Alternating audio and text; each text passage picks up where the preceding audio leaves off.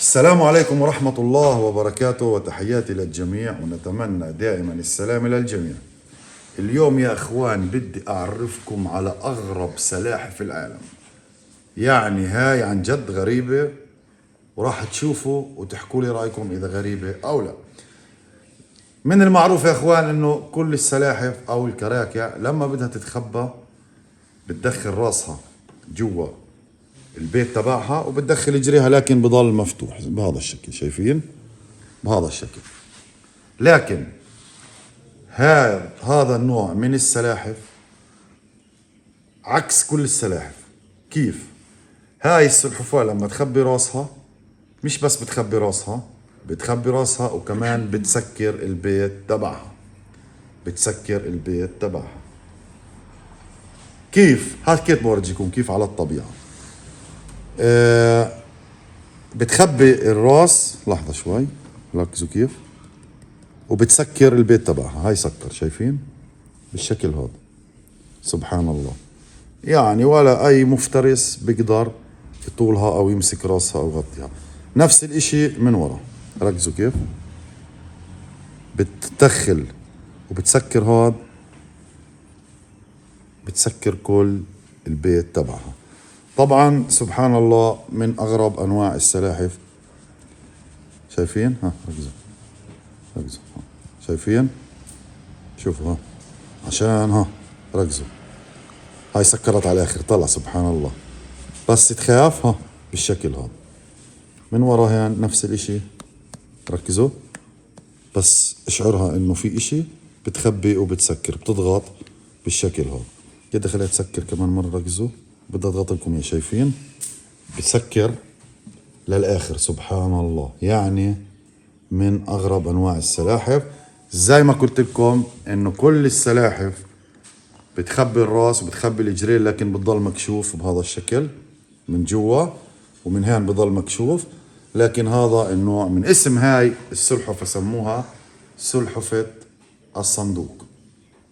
سلحفة الصندوق. طبعا الاكل تبعها هاي بتاكل كل اشي، خضرة، فواكه، بتاكل كمان لحم، بتاكل كمان دود، بتاكل اي اشي يعني حي بتحرك على الارض بتاكله. يعني اكلها متنوع بين اللحم وبين خضروات او فواكه يعني بشكل عام. سبحان الله ما اجملها. يلا سكرت. ولما بدها تسكر صح صح بالشكل هذا.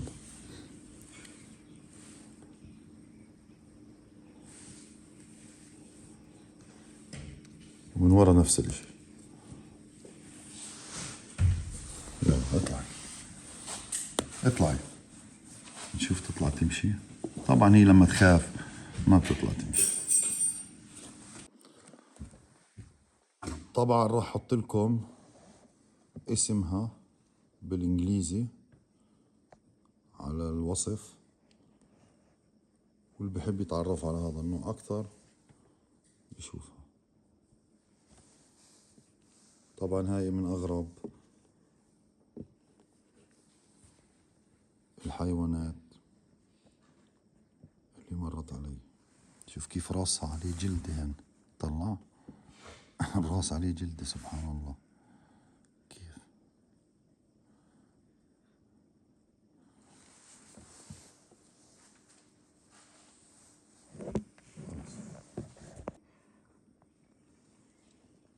خليها تمشي. هاي مشت، شايفين كيف تطلع طبيعي 100%. أكيد خليها تشعر بالخوف وهي هان. ركزوا لحظة عشان يسكر. شايفين كيف بسكر ويفتح؟ ركزوا. هاي سكر، هاي سكر، شايفين؟ يعني إذا بتلاقي أنت بتفكرها إنه فيش لها راس أو عكس كل السلاحف. سبحان الله. يلا امشي.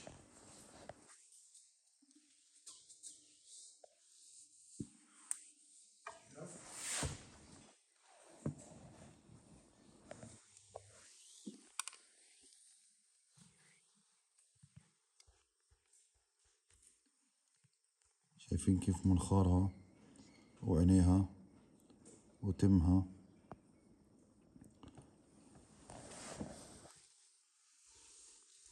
سلحفاة الصندوق سموها بهذا الاسم، راح احط لكم اسمها بالانجليزي علشان بتسكر، بتصير مثل الصندوق يعني مغلق.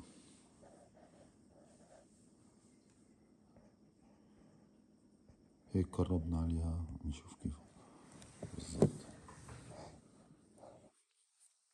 خلينا نسكرها كامل. يلا سكر سكر سكر سكر سكر. شايفين هيك بسكر. شايفين كيف؟